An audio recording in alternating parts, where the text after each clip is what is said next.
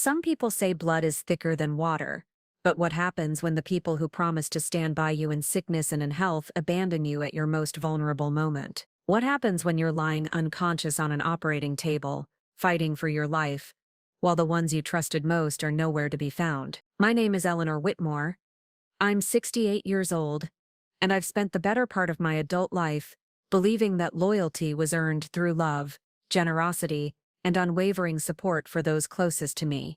I was devastatingly wrong about so many things. Before we jump back in, tell us where you're tuning from, and if this story touches you, make sure you're subscribed, because tomorrow I've saved something extra special for you. What I'm about to tell you happened just 3 weeks ago, on what should have been a routine surgery day that turned into the most revealing 24 hours of my entire life. It's a story about trust and betrayal, about the masks people wear when they think inheritance is on the line, and about discovering that sometimes the people we've supported for decades will disappear the moment we can't benefit them anymore. Most importantly, it's about the moment I realized that respect and genuine care can't be bought with decades of financial generosity, and sometimes the most loving thing you can do is teach people the consequences of taking someone for granted. I had built my life around the belief that family meant showing up for each other, especially during the hardest moments. For 37 years I'd been the anchor of our family, the one everyone called when they needed money for a down payment, when their marriages were falling apart, when their businesses were struggling, when their children needed private school tuition they couldn't afford. I was Eleanor the problem solver, Eleanor the safety net, Eleanor who would always be there with an open checkbook and an open heart. My late husband, Theodore, had been a successful real estate developer here in Millbrook Springs, and together we'd built a comfortable life that allowed us to be generous with our 3 children and their families. After Theodore passed away 5 years ago, I'd continued that tradition of generosity, believing it was what kept our family close, what ensured that holiday gatherings were warm and frequent, what guaranteed that I'd never be one of those lonely elderly women whose children only called on birth. I'd paid for my eldest daughter Vivian's divorce attorney when she left her first Hurst. I'd covered the down payment on my son Garrett's medical practice when the bank wouldn't approve his loan. I'd funded my youngest daughter Celeste's art gallery when her dreams outpaced her business sense. Over the years, the amounts had grown larger and more frequent. Emergency loans that never seemed to require repayment, investments in their ventures that never generated returns, educational expenses for grandchildren that somehow became my responsibility rather than their parent. But I told myself this was what love looked like in action.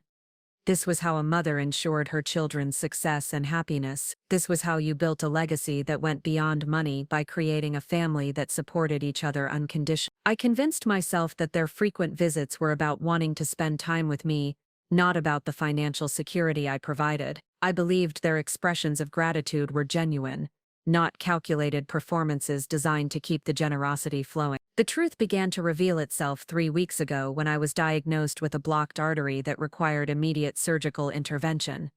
Patterson at Riverside Medical Center explained that while it was a serious condition, the procedure was relatively routine, a stent placement that would take about 2 hours, followed by a day of recovery and monitoring. The only requirement was that someone needed to be there during the surgery and stay with me for the first 24 hours afterward, just in case there were complications. I called Vivian first, explaining the situation and asking if she could be there for the surgery scheduled for Thursday morning. She expressed immediate concern, asked all the right questions about the procedure and my prognosis, and assured me that of course she'd be there. Family comes first, she said, and I felt that familiar warmth of being loved and protected. But then, just as we were finishing the conversation, I heard her phone buzzing in the background.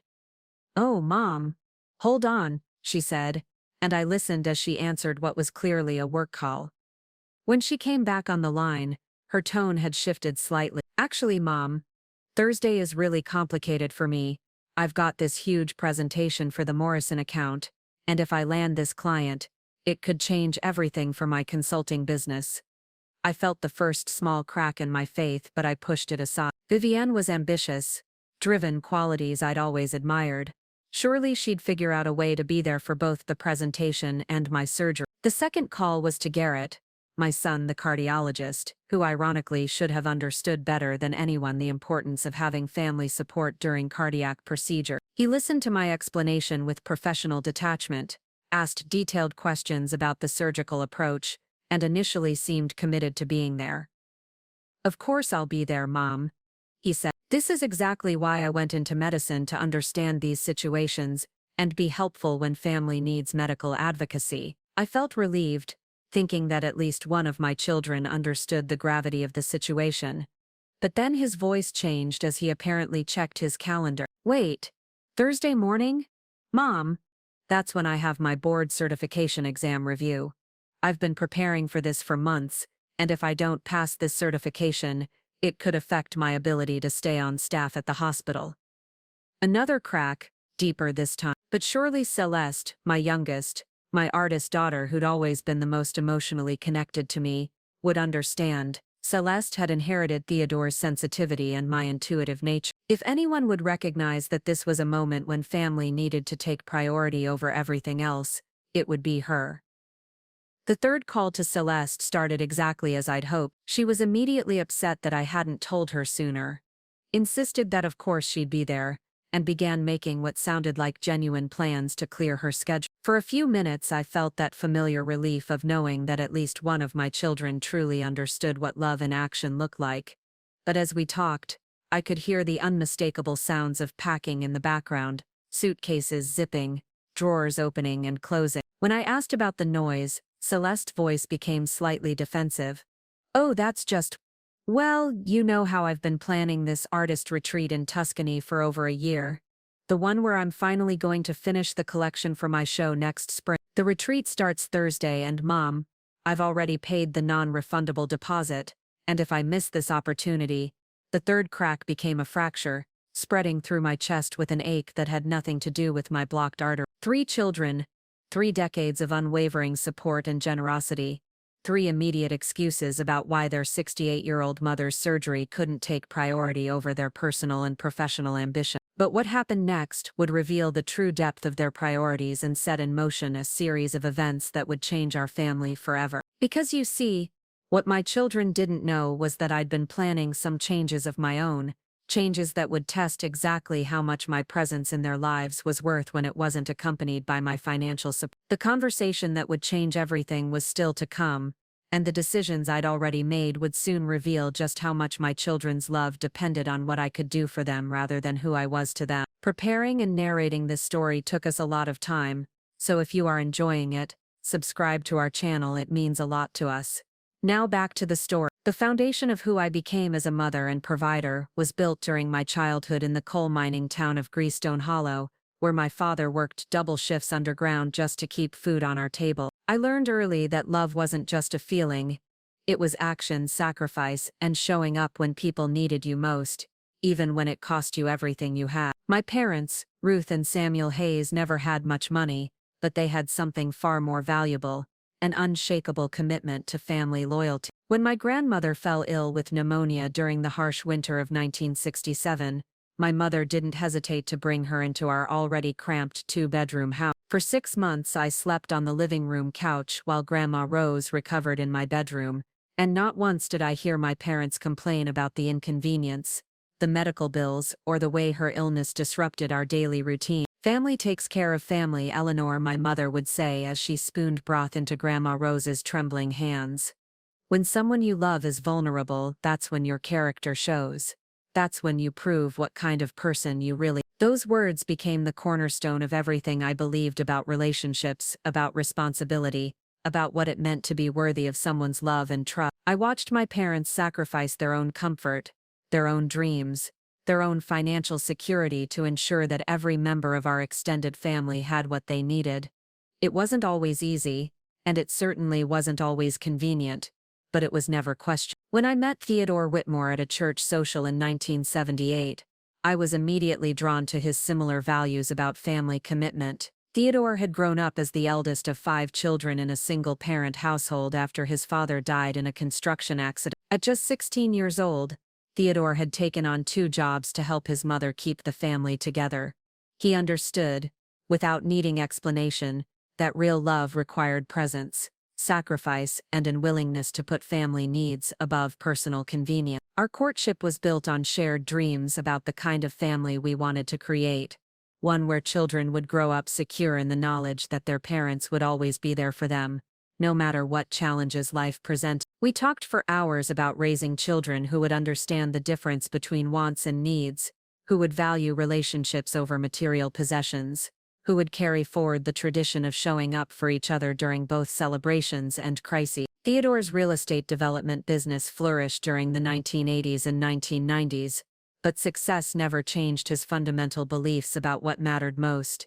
Even when we could afford luxury vacations, expensive cars, and a beautiful home in the prestigious Willowbrook neighborhood of Millbrook Springs, Theodore insisted that our children understand the value of hard work and the importance of using prosperity to lift others up, rather than simply accumulating more for themselves. "Money is a tool, Eleanor," Theodore would often say as we watched our children playing in the backyard of our colonial-style home on Maple Ridge Drive. "It's meant to create security so that families can focus on loving each other instead of worrying about survival. But the moment money becomes more important than the people it's supposed to serve, that's when you've lost sight of what really matters." We raised Vivian, Garrett, and Celeste with clear expectations about family loyalty and mutual support. Every Sunday we gathered for dinner around our antique oak dining table, sharing stories about our week and discussing any challenges family members were facing. When Vivian struggled with mathematics in middle school, Garrett tutored her every evening after finishing his own homework. When Garrett broke his arm during football practice, Celeste spent hours creating elaborate get-well cards and entertainment to keep him occupied during recovery. When Celeste felt overwhelmed by social pressures in high school, Vivian included her in activities with older students, ensuring she never felt isolated or alone. These weren't extraordinary gestures, they were simply the normal rhythm of our family life. We believed we were teaching our children that love was active, that family meant showing up consistently, and that success meant nothing if it wasn't shared with the people who mattered most. Theodore and I made countless sacrifices to ensure our children had every opportunity to succeed. We paid for private tutoring, music lessons, sports equipment, summer camps, and college educations without expecting anything in return except the continuation of our family's value. When Vivian wanted to study abroad during college, we covered the additional expenses because we believed in investing in her growth and happiness. When Garrett needed expensive MCAT preparation courses, we gladly paid, because we supported his dream of becoming a doctor. When Celeste wanted to attend an exclusive art academy, we restructured our budget to make it possible because we valued her creative aspirations. But more importantly, we showed up. Theodore never missed a single one of Garrett's football games, even when work deadlines demanded his attention. I attended every art show where Celeste displayed her work, even when they were held in cramped, uncomfortable galleries across the state. We were present for graduations, awards ceremonies, relationship milestones, and career achievements because we believed that presence was the most valuable gift we could offer our children. After Theodore passed away from pancreatic cancer 5 years ago, I continued honoring the values we'd built our family around. During his final weeks, our children had gathered around his hospital bed, making tearful promises about staying close, about taking care of each other, about ensuring that I would never feel alone or unsupported in my remaining years. "Promise me," Theodore had whispered to them during one of his last coherent conversations. "Promise me that you'll remember what we tried to teach you about family. Promise me that your mother will always know she has 3 children who love her enough to show up when it matters." All 3 of them had made that promise, their voices breaking with emotion as they held their father's hands, and assured him that family would always come first, that I would never lack for love and support, that the values he'd instilled in them would guide their decisions for the rest of their lives. In the 5 years since Theodore's death, I'd believed those promises were being honored. Yes, my children were busy with their careers and their own families, but they called regularly, visited during holidays, and seemed to appreciate the continued financial support I provided for their various ventures and needs. I interpreted their frequent requests for financial assistance as evidence that they trusted me, that they saw me as an integral part of their success story. When Vivian's consulting business needed startup capital, I gladly provided it because I believed I was helping her achieve independence and professional fulfillment. When Garrett's medical practice required expensive equipment upgrades, I covered the cost because I wanted to support his ability to provide excellent patient care. When Celeste Art Gallery struggled during the economic downturn, I stepped in with emergency funding because I valued her creative contributions to our community. Each time I wrote a check, each time I solved a financial crisis, each time I made their problems disappear with my resources,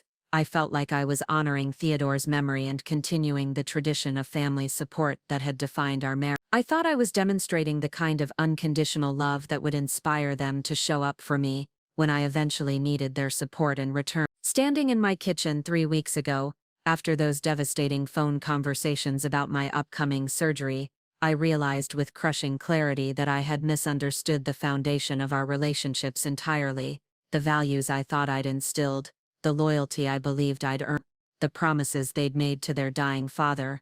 All of it had been overshadowed by something I'd never seen coming, the gradual transformation of my love into their expectation, my support into their entitlement, my presence into their convenience. But what they didn't know, what none of them could have suspected, was that their mother had learned some lessons of her own over the past 5 years. Lessons about the difference between genuine love and financial dependence. Lessons about what happens when generosity becomes enabling rather than empowering. And most importantly, lessons about the importance of ensuring that your legacy goes to people who truly understand its value.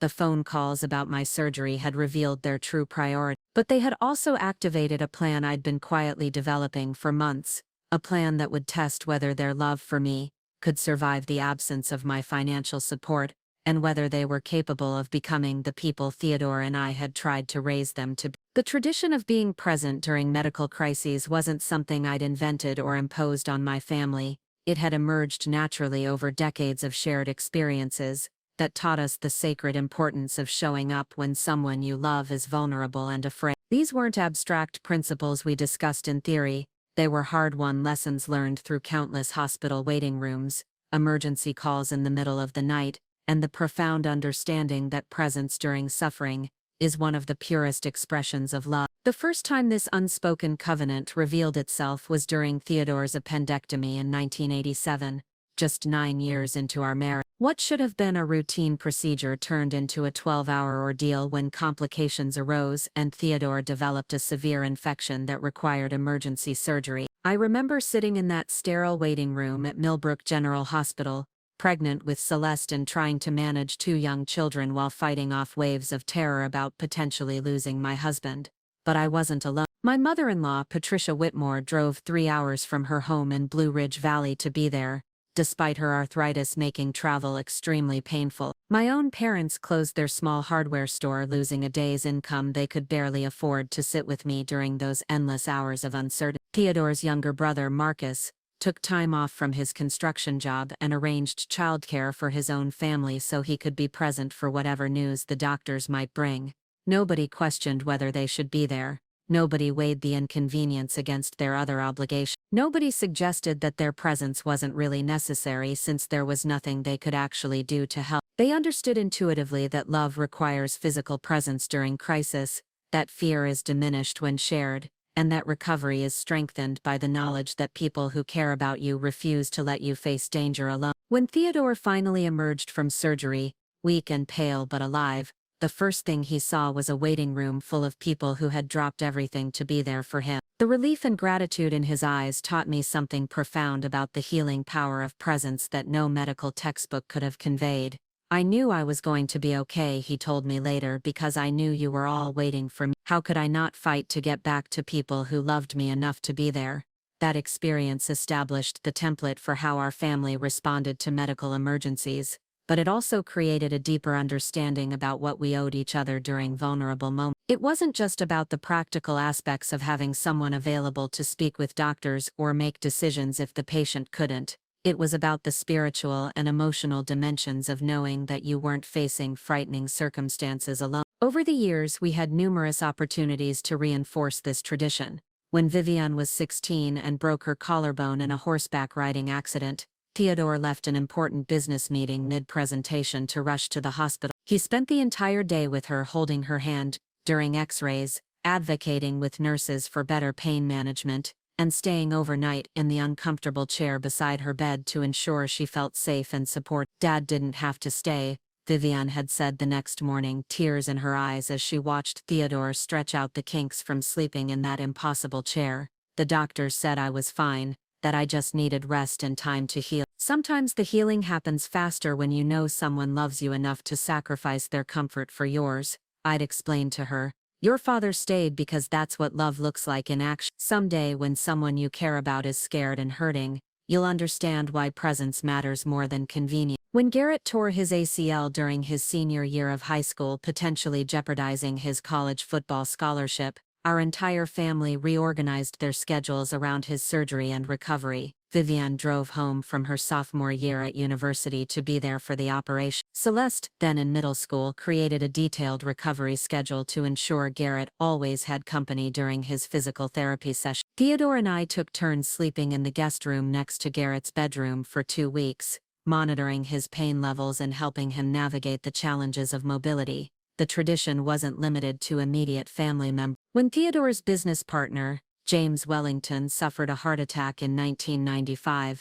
our entire family spent rotating shifts at the hospital with his wife Caroline, ensuring she was never alone during the 48 hours when James's survival remained uncertain. When my elderly neighbor Ms. Abernathy fell and broke her hip, I spent 3 days at Riverside Medical Center, coordinating with her out-of-state children and making sure she had familiar faces around her during a frightening and disorienting experience. These experiences taught my children that medical crises weren't just individual challenges, they were family events that required collective response and shared responsibility. They learned that fear is more manageable when it's distributed among people who care about you, that recovery happens faster when you're surrounded by love, and that some obligations transcend convenience or personal schedule. The most powerful example of this tradition came during Theodore's final illness 5 years ago. When the pancreatic cancer diagnosis shattered our world, all 3 of our children immediately rearranged their lives to ensure that Theodore never faced treatment alone. Vivienne temporarily relocated her consulting business from Chicago back to Millbrook Springs,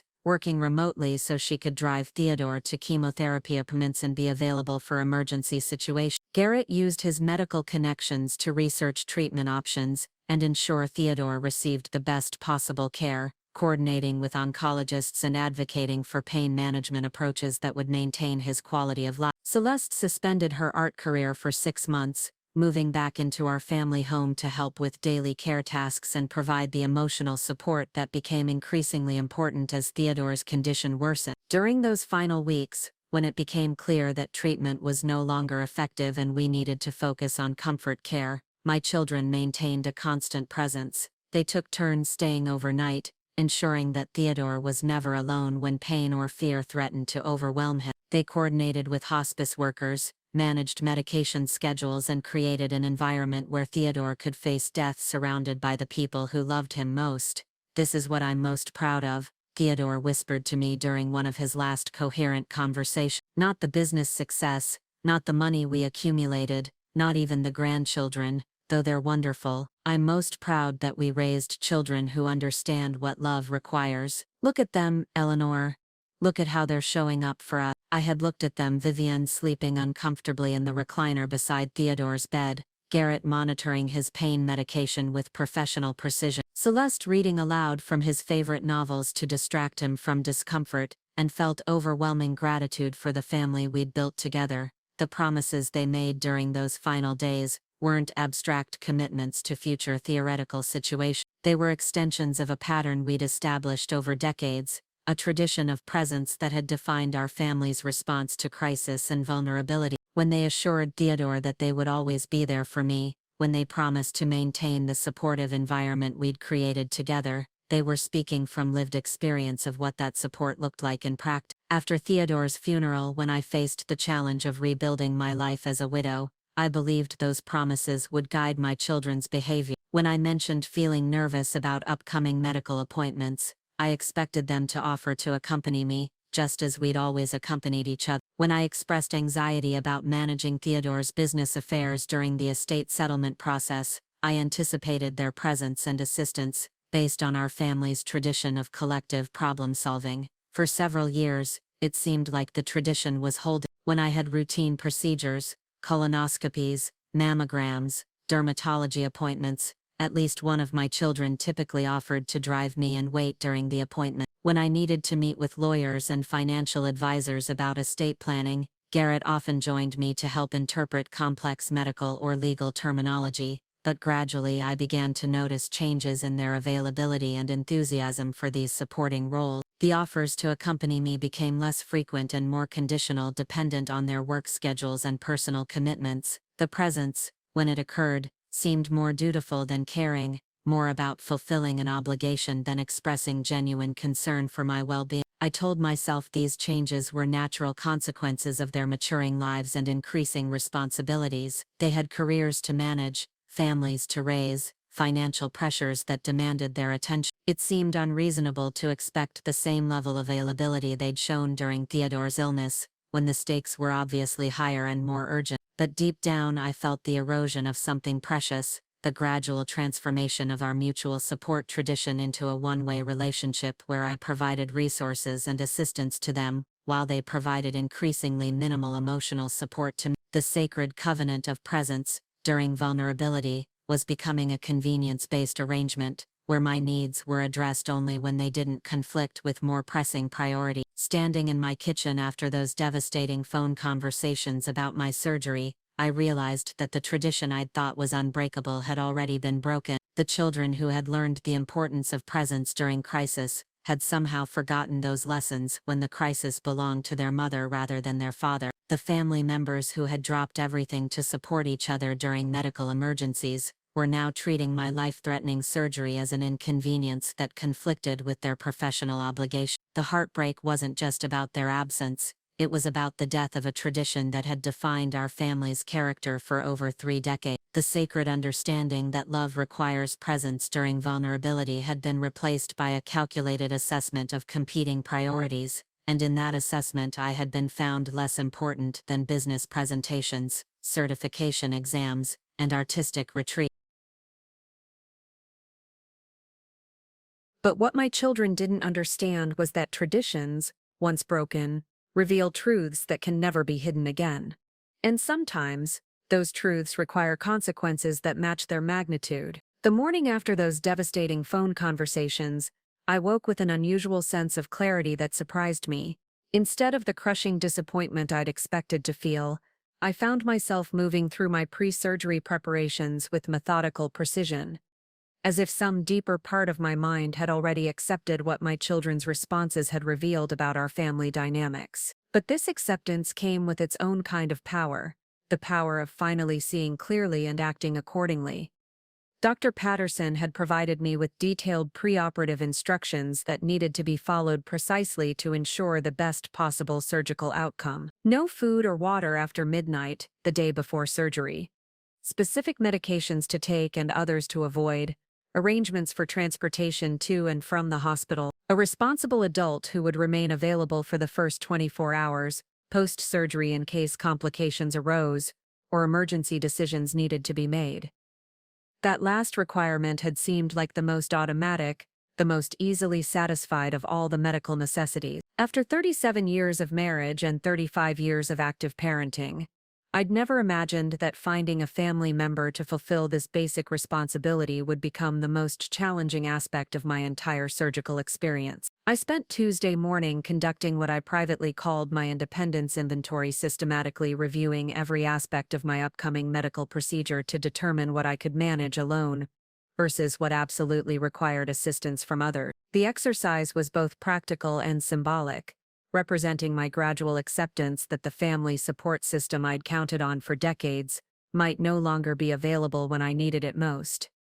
Transportation to Riverside Medical Center could be arranged through their patient services program. While it lacked the comfort and familiarity of being driven by someone who loved me, it would accomplish the essential task of getting me to the hospital safely and on time. The cost was minimal compared to my family's financial resources, and the drivers were trained to assist patients with mobility challenges if necessary. Post-surgery transportation home presented more complex considerations. The medical staff had emphasized that patients recovering from cardiac procedures often experience dizziness, fatigue, and disorientation that make driving unsafe for at least 48 hours. However, the same patient services program offered medically supervised transport for recovering patients, complete with wheelchair assistance and communication with receiving physicians if complications arose during the journey. The 24-hour monitoring requirement proved more challenging to solve independently. Hospital policy required that a responsible adult be immediately available to receive updates from medical staff, make decisions if unexpected complications arose, and ensure that post-operative care instructions were properly understood and implemented. This couldn't be outsourced to a service or managed through remote communication. It required the physical presence of someone with legal authority to act on my behalf and emotional investment in my recovery. As I worked through these logistical challenges, I found myself confronting a reality I'd never anticipated. At 68 years old, despite having 3 adult children and a substantial network of friends and acquaintances, I was essentially alone when facing the most serious medical crisis of my life since Theodore's death. The realization should have been devastating, but instead it crystallized something important about my situation. For too many years, I'd been operating under the illusion that financial generosity could guarantee emotional loyalty, that solving my children's problems would ensure their availability when I needed support in return. My careful preparations for surgery were revealing the fundamental flaw in this approach. Genuine relationships can't be purchased or maintained through one-sided giving. But this clarity also activated a different kind of preparation, one that went far beyond the immediate medical necessity. If my children were capable of abandoning me during a life-threatening surgery because of conflicting professional obligations, what did that reveal about their priorities? And more importantly, what should my response be to this revelation about their character? Wednesday afternoon, I made a phone call that would have seemed impossible just days earlier. I contacted Jennifer Hartwell, my estate planning attorney, and scheduled an emergency appointment for Thursday morning, just 2 hours before my scheduled surgery time. "Mrs. Whitmore," Jennifer said when I explained the timing of my request, "this seems like unusual scheduling. Most people prefer to handle estate planning matters when they're not facing immediate medical procedures. Are you certain you want to address these issues so close to your surgery?" "I'm absolutely certain," I replied, surprising myself with the steadiness in my voice. "Recent events have clarified some things about my family situation that require immediate legal adjustments. I need to ensure that certain documents are properly updated before I go into surgery." Jennifer agreed to meet me at her office early Thursday morning, though I could hear the concern in her voice as we finalized the appointment. What she didn't understand, what nobody could understand without knowing about my children's responses to my surgery, was that this wasn't impulsive decision-making driven by medical anxiety. This was strategic planning based on newly revealed information about the people I'd been financially supporting for decades. Wednesday evening, I sat in Theodore's old study, surrounded by financial documents and estate planning papers that represented decades of careful wealth accumulation and generous family support. The room still smelled faintly of his cologne and pipe tobacco, and I could almost feel his presence as I reviewed the various trusts, accounts, and inheritance provisions we'd established together. Theodore and I had structured our estate planning around the assumption that our children would mature into responsible, caring adults who would use their inheritance to build meaningful lives while maintaining strong family connection. We'd created generous provisions for each child, substantial educational trusts for grandchildren, and careful mechanisms to ensure that our wealth would strengthen family bonds rather than creating dependence or entitlement. The irony was devastating.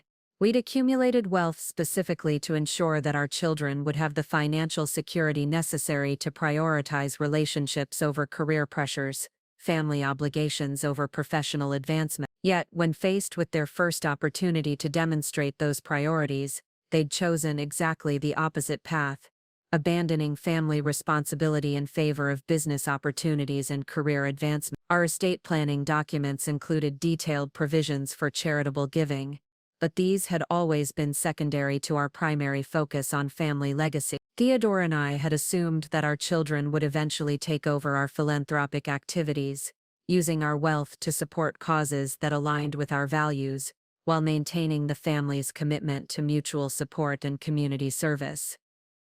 But sitting in that study Wednesday eve reviewing documents that assumed family loyalty and emotional connection that apparently no longer existed, I realized that our carefully planned legacy might be better served by redirecting it toward people who actually shared our values about what mattered most in life. I pulled out a fresh legal pad and began making notes about potential changes to our estate planning structure. The work was both heartbreaking and empowering. Heartbreaking because it represented the final acknowledgement that my children had become people Theodore and I wouldn't recognize, but empowering because it gave me agency to ensure that our life's work would still serve its intended purpose even if our biological family couldn't be trusted to honor our values. The process of reviewing our financial documents also revealed something I hadn't fully appreciated: the extent to which my continued financial support had enabled my children's choices to prioritize career over family. Vivian's consulting business was profitable largely because I'd provided the startup capital that allowed her to be selective about clients rather than accepting whatever work paid the bills. Garrett's medical practice flourished partly because my equipment purchases had given him competitive advantages over physicians who had to finance their own practice development. Celeste's artistic career was possible only because my gallery funding had eliminated the financial pressures that forced most artists to choose between creative pursuits and economic survival. In other words, my generosity had created exactly the circumstances that now allowed them to treat family obligations as optional conveniences rather than essential responsibility. By eliminating their financial pressures, I'd inadvertently removed the external constraints that might have forced them to maintain better priorities about what really mattered in life. This realization completed my preparation for Thursday's appointments in ways that went far beyond the medical necessities. I was prepared not just for surgery but for the broader consequences of what my children's behavior had revealed about our family dynamic. I was prepared to face the possibility that recovery might be easier without family members whose presence felt more obligatory than caring. And most importantly, I was prepared to ensure that Theodore's legacy would ultimately serve people who understood the values we'd tried to instill in our own children. Thursday morning arrived with crystalline clarity and perfect spring weather, the kind of day Theodore would have said was too beautiful for staying indoors, worrying about things beyond your control. I dressed carefully in comfortable clothes, suitable for medical procedures, gathered the documents I'd prepared for Jennifer Hartwell,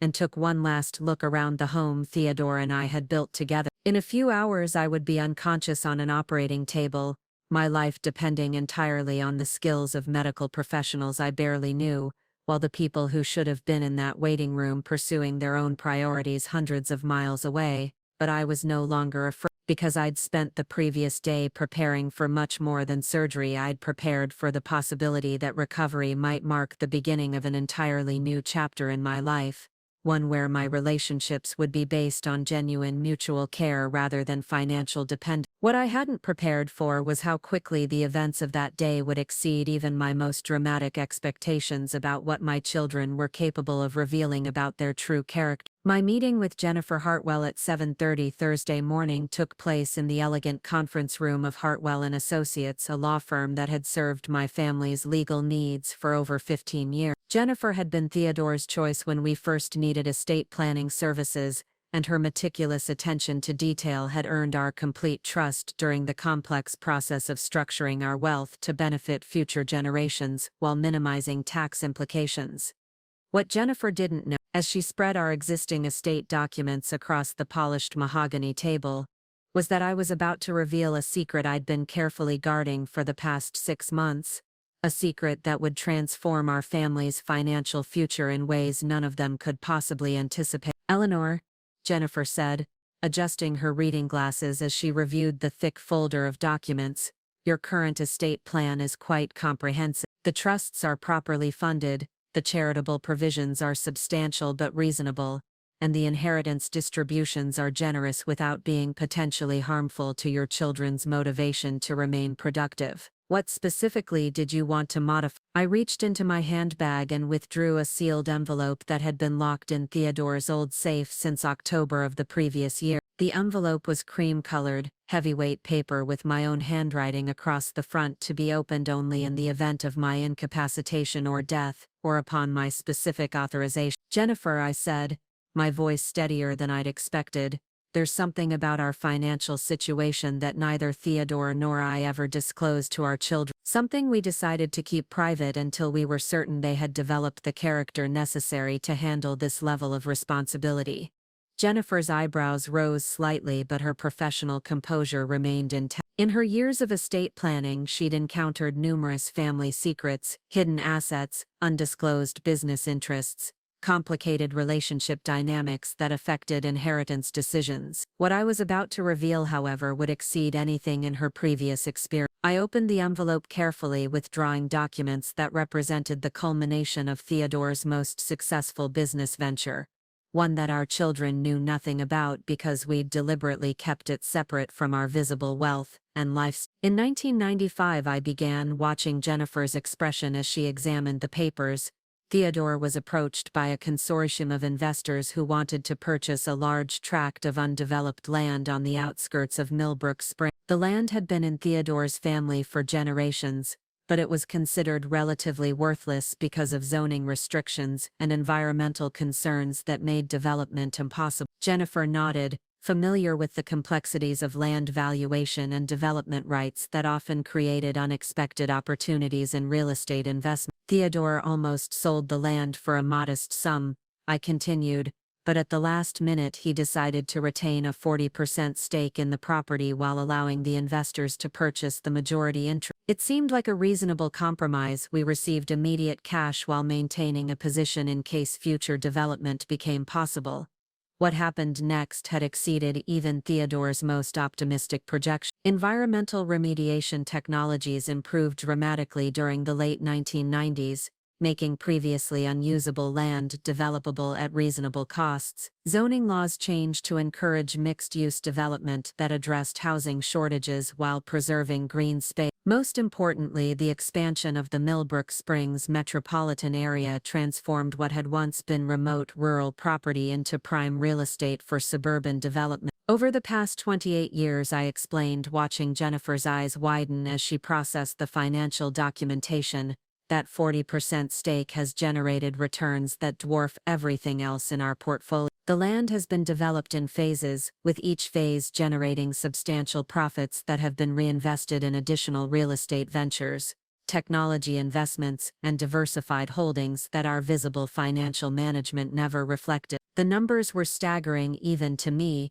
despite having monitored the growth for decades. What had started as a decision to retain partial ownership of family land had evolved into a sophisticated investment portfolio managed by discreet financial advisors who operated completely independently from our primary wealth management team. Jennifer was reviewing the documentation with the focused intensity of someone trying to comprehend figures that challenged her assumptions about our family's financial scope. "Eleanor," she said finally, "these documents suggest assets totaling, this can't be accurate." $28 million, I confirmed, completely separate from everything reflected in our current estate planning document. Theodore and I made a conscious decision to keep this wealth hidden from our children until we were confident they had developed the wisdom and character necessary to handle it responsibly.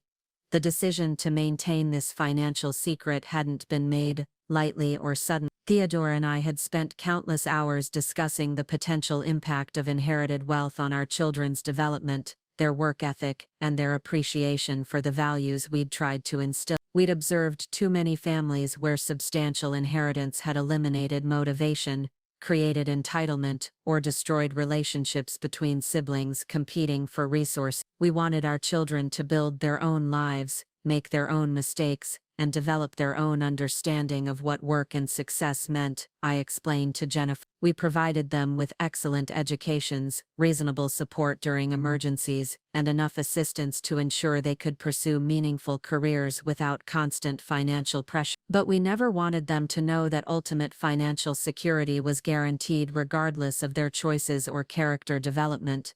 Theodore had been particularly concerned about the potential negative effects of inherited wealth on our children's relationships with each other and with us. He'd researched extensively about families destroyed by inheritance disputes, siblings who stopped speaking over distribution disagreements, and children who treated elderly parents as obstacles to accessing their legacy rather than people deserving love and respect. The plan was to reveal this additional inheritance when each child reached 50 years old, I continued, assuming they had demonstrated the emotional maturity, family loyalty and sound judgment necessary to handle such substantial wealth responsibly. We believed that by 50 they would be established enough in their careers and personal lives to view the inheritance as an opportunity for meaningful philanthropy and family legacy building rather than an escape from personal responsibility. Vivienne would reach 50 in 3 years, Garrett in 5 years, and Celeste in 8 years. Until this week, I'd been looking forward to those milestone birthdays as opportunities to surprise them with financial security beyond their wildest dreams, while celebrating their maturation into the thoughtful, generous adults Theodore and I had hoped to raise. But their responses to my surgery had revealed something that changed everything about those plans. "Jennifer,"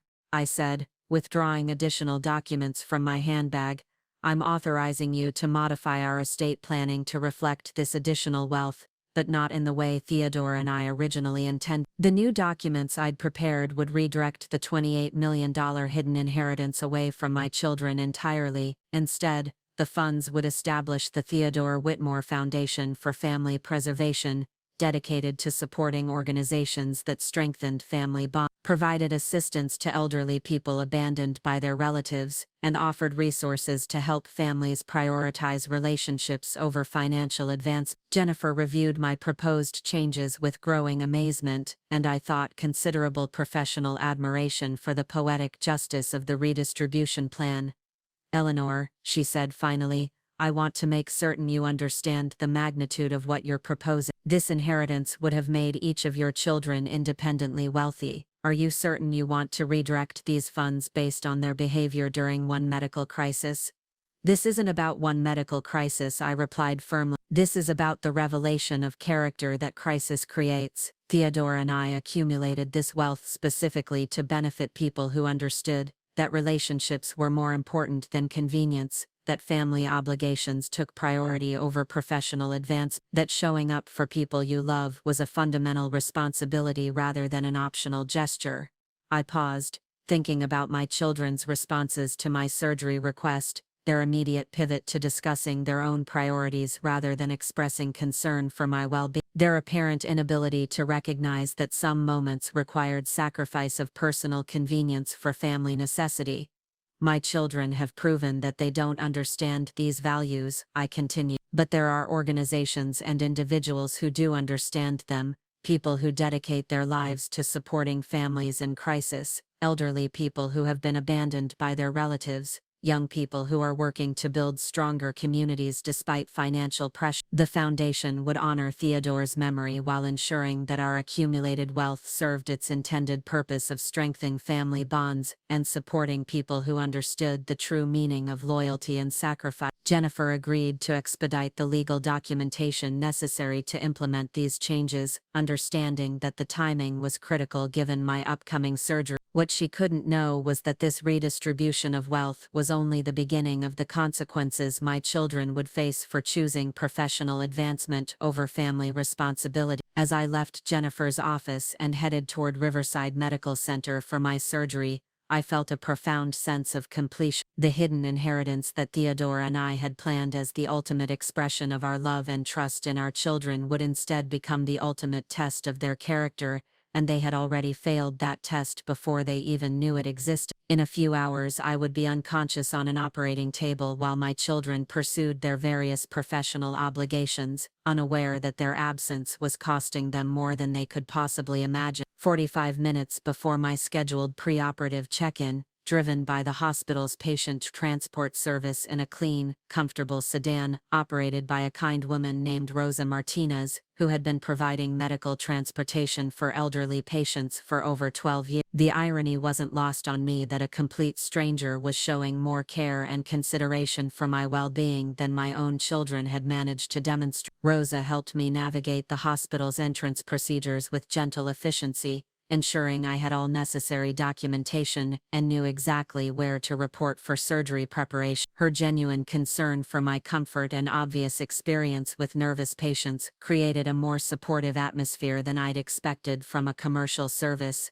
Do you have family coming to wait during your procedure? Rosa asked as we approached the surgical check-in desk, clearly noticing that I'd arrived alone despite the early morning hour when most patients were accompanied by worried relatives. My children have other commitments today, I replied, surprised by how calmly I could state this devastating truth. But I'll be fine. The medical staff here has an excellent reputation. Rosa's expression suggested she'd encountered this situation before. Elderly patients facing significant medical procedures without family support, but her professional discretion prevented her from commenting on what was obviously an unfortunate circumstance. The preoperative area of Riverside Medical Center was designed to minimize anxiety while maximizing efficiency, with soft lighting, comfortable seating areas, and staff members trained to guide patients through each step of the surgical preparation process. Other families were already gathered in the waiting area, and I couldn't help but observe the obvious care and concern they showed for their loved ones facing surgery. A middle-aged woman sat beside an elderly man who was clearly her father, holding his hand while reviewing post-operative care instructions with focused attention. Two adult sons flanked their mother as she completed paperwork, one organizing her medications while the other discussed logistics with admissions.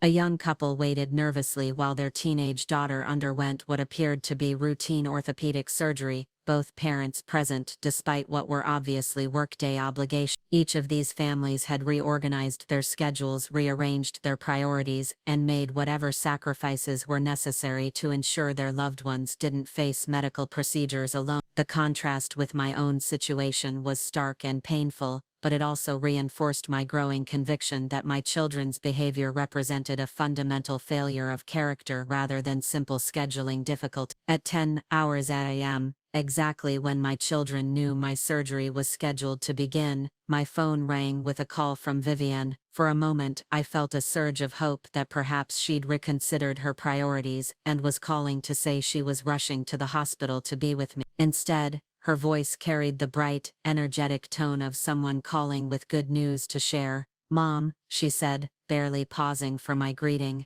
"I just had to call and tell you about the Morrison presentation. It went absolutely perfectly, better than I could have hoped. They're not only giving me the contract, but they're talking about expanding the scope to include their subsidiary companies. This could be the breakthrough that takes my consulting business to the next level." I sat in the preoperative waiting area, surrounded by families supporting each other through medical crises, listening to my daughter celebrate a business victory while I faced surgery alone. The timing of her call seemed almost deliberately cruel. She was sharing her professional success at the exact moment when her personal absence was most painful. "That's wonderful, dear," I managed, trying to keep the hurt out of my voice. "I'm glad the presentation went well." "I'm actually calling from the parking garage at the Morrison offices," Vivienne continued, apparently oblivious to the inappropriateness of her timing. "They want to take me to lunch to discuss the contract details. And then we're meeting with their legal team this afternoon to start working out the specifics. This is exactly the kind of client relationship that can transform everything for my business." She paused, and for a moment I thought she might ask about my surgery, might express some concern about how I was managing the medical procedure she'd been too busy to attend. Instead, she seemed to suddenly remember why she'd called. "Oh, and how are you feeling this morning? Are you nervous about the procedure? I'm sure everything will go perfectly fine. These kinds of surgeries are so routine now, and you're in excellent health for your age." The casual dismissal of my surgery as routine, combined with her assumption that I was managing everything independently, revealed how completely Vivienne had rationalized her absence. In her mind, my procedure was minor enough that her presence wasn't really necessary, while her business opportunity was significant enough to justify any scheduling conflicts. Before I could respond, I heard voices in the background, Vivienne's new clients calling her back to their celebration lunch. "Mom, I have to run. They're waiting for me, but I'll call you tonight to check on how everything went. Love you." The call ended before I could tell her that I loved her too, leaving me sitting alone with the echo of her excitement about business success achieved at the cost of family responsibility. 20 minutes later, as a nurse was taking my vital signs and reviewing my medical history, my phone rang again. This time, it was Garrett, and I answered with cautious hope, that perhaps my physician's son would demonstrate better judgment about appropriate timing for family contact. "Mom," Garrett said, his voice carrying the professional tone he used when discussing medical matters. "I wanted to call before your surgery to review some things about the procedure and recovery process. As a cardiologist, I can help you understand what to expect and what questions you should ask your surgical team." For a moment, I felt grateful for his medical expertise and what seemed like genuine concern for my well-being. Garrett proceeded to explain the technical aspects of stent placement, the statistical success rates for the procedure, and the typical recovery timeline with the precise, factual approach he used with his own patient. "The important thing to remember," he continued, "is that this is a very standardized procedure with excellent outcomes. Dr. Patterson has performed hundreds of these surgeries, and Riverside Medical Center has state-of-the-art cardiac facility. From a medical standpoint, you're in the best possible hands." His clinical approach to my surgery was both reassuring and somehow emotionally distant, as if he were consulting on a case rather than supporting his mother through a frightening experience. But I appreciated his effort to provide professional insight until he continued with information that revealed his true priorities. "I'm actually calling from the parking lot outside the testing center," Garrett said. "My board certification exam starts in 30 minutes, and I wanted to make sure we talked before I go in. The exam runs for 6 hours, so I won't be available until late this afternoon. But I wanted you to know I'm thinking about you and confident everything will go smooth." Once again, I was receiving a call from one of my children who was physically present at the location of their competing obligation while offering distant support for my medical procedure. Garrett's call, like Vivienne's, seemed designed more to ease his own conscience about his absence than to provide meaningful emotional support for my surgery. "I understand," I said, though I wasn't sure I understood anything about how my children had become people who could rationalize these choices. "Good luck with your examination." "Thanks, Mom, and don't worry about anything. You're going to do great, and I'll call you tonight to check on your recovery. Love you." Another abrupt ending, another expression of love that felt hollow in the context of chosen absence. Another reminder that my children's priorities had shifted in ways that would have devastated The final call came at 10:35, just 25 minutes before I was scheduled to be taken into the operating room. Celeste's number appeared on my phone, and I answered with the resigned understanding that this conversation would follow the same pattern as the previous two. "Mama," Celeste said, using the childhood name she'd called me until adolescence, her voice carrying what sounded like genuine emotion. "I've been thinking about you all morning, and I feel terrible about the timing of this retreat. I'm sitting in the airport waiting for my flight, and I keep wishing I could be there with you instead." Of all my children, Celeste seemed to recognize most clearly the emotional weight of her absence, the significance of leaving me to face surgery alone. Her acknowledgement of the conflict between her artistic opportunity and her family responsibility felt more honest than her siblings' casual assumptions that their professional obligations automatically took precedence. "I know this retreat seems selfish," she continued, "but it represents 2 years of planning and savings, and the artist leading the workshop specifically requested that I attend based on my portfolio. It's the kind of opportunity that might not come again, especially at this stage of my career." Celeste's explanation revealed the same fundamental misunderstanding that had characterized all 3 conversations: the assumption that professional opportunities were inherently more valuable than family obligations, that career advancement justified abandoning emotional responsibility, that personal success excused the absence during others' vulnerability. "I understand, sweetheart," I said, and I did understand. I understood that my children had learned entirely different lessons about priorities than Theodore and I had tried to teach them. As I ended the call with Celeste and prepared to surrender my phone to the preoperative nurse, I realized that my children's calls had accomplished something I hadn't expected. They had eliminated any remaining doubt about the appropriateness of the decisions I'd made that morning. Their casual dismissal of my surgery, their celebration of professional achievements at the moment of my greatest vulnerability, and their apparent inability to recognize the emotional significance of their absence, had confirmed everything I needed to know about the people they had become and the legacy they deserved to inherit. The surgery itself proceeded exactly as Patterson had predicted, a routine 2-hour procedure that successfully cleared my blocked artery, and restored proper blood flow to my heart. I woke up in the cardiac recovery unit feeling groggy but optimistic, surrounded by monitoring equipment and the reassuring presence of skilled nurses who checked my vital signs every 15 minutes and ensured that my post-operative recovery was progressing normally. What I wasn't prepared for was the cascade of events that would unfold over the next 18 hours, revealing layers of my children's self-absorption that exceeded even my lowered expectations. The first signs of trouble emerged not from what happened, but from what didn't happen. The complete absence of any communication from my children during the critical post-surgery period when most families anxiously awaited updates from medical staff. Nurse Rebecca Thompson, a compassionate woman in her 40s who had been working in cardiac recovery for over 15 years, initially assumed that my family members were simply being considerate by not calling during the immediate post-operative. Many families, she explained, preferred to wait until patients were fully conscious and alert before requesting updates about surgical outcomes. Your surgeon will want to speak with your family about the procedure results and your recovery timeline, Rebecca said as she checked my blood pressure and heart rhythm. Should I call them now, or would you prefer to wait until you're feeling more alert? The question caught me off guard because it hadn't occurred to me that standard hospital protocol included family notification calls after surgery. During Theodore's various medical procedures, one of us had always been present to receive updates directly from physicians,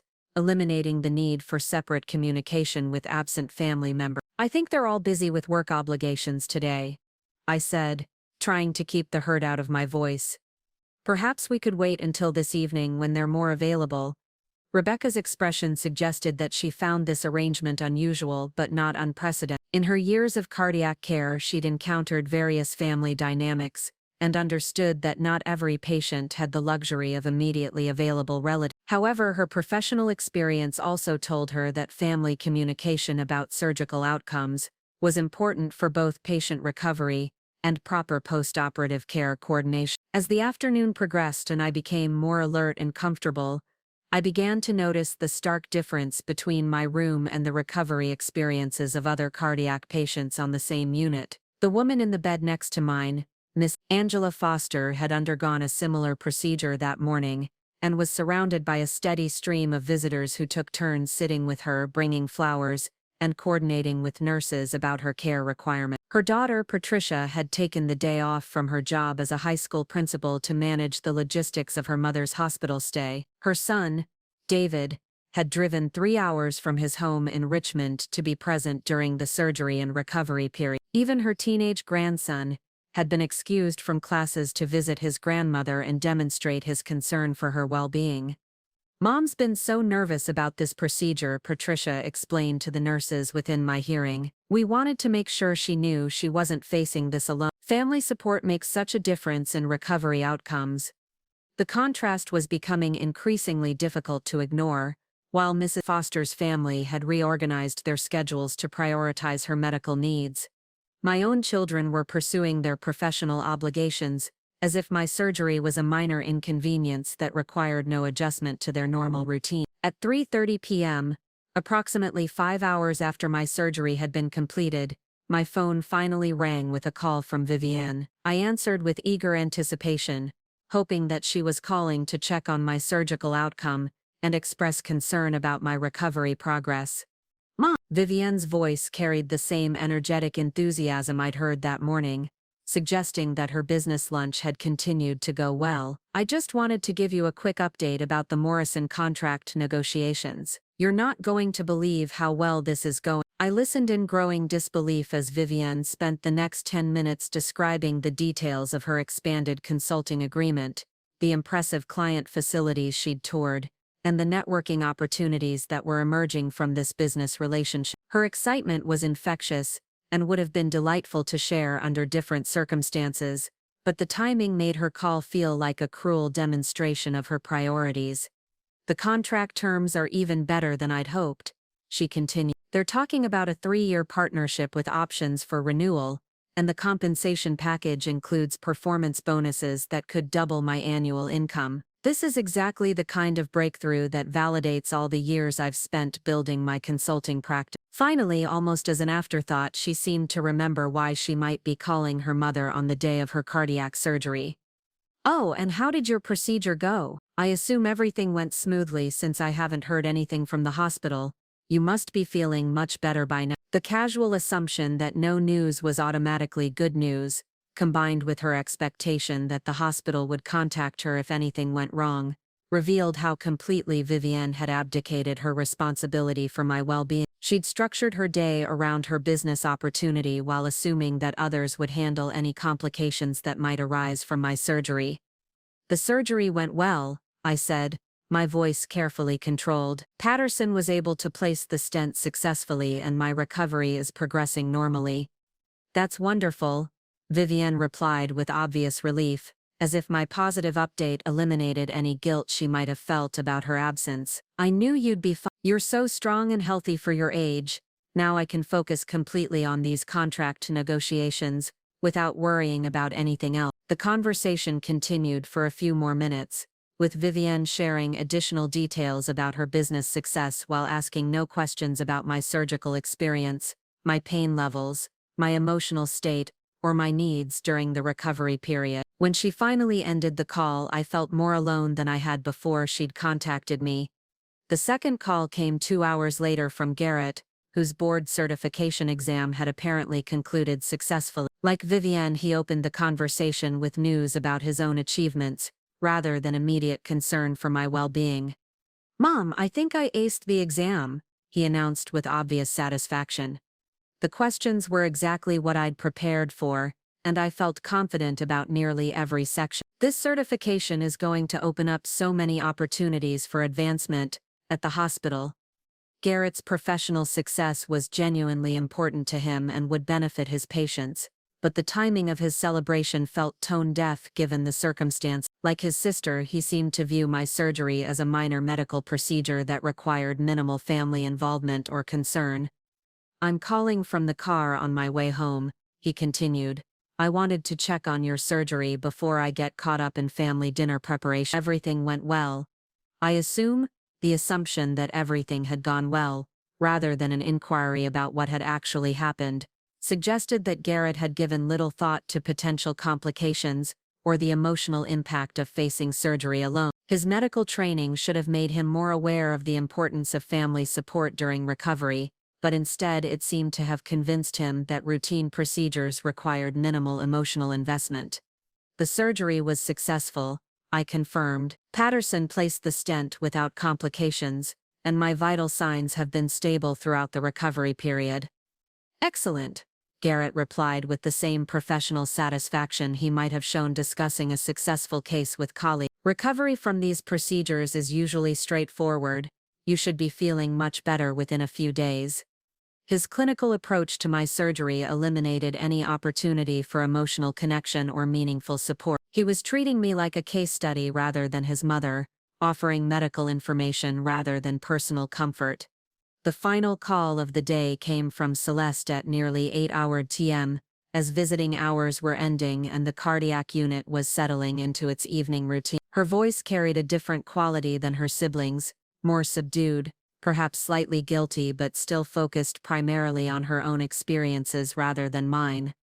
"Mama," she said, "I'm calling from my hotel room in Florence. The retreat center is absolutely incredible, and the workshop sessions have been everything I hoped they would be, but I've been thinking about you all day and feeling terrible about the timing of this trip." Celeste's acknowledgement of the conflict was more honest than anything I'd heard from Vivienne or Garrett, but her description of the retreat's success undermined any genuine remorse she might have felt about her absence. "The artist leading the workshops looked at my portfolio this afternoon and said my work shows exceptional promise for someone at my career stage," she continued. "She's talking about featuring some of my pieces in a group exhibition she's curating for galleries in New York and Los Angeles. This could be the break I've been working toward for years." Once again, I found myself listening to one of my children celebrate professional achievements on the day I'd faced life-threatening surgery alone. The pattern was becoming unmistakable. Each of them had chosen their career advancement over family responsibility, and each was now seeking to share their success with me as if my emotional support for their achievements could compensate for their absence during my vulnerability. How did your surgery go? Celeste finally asked.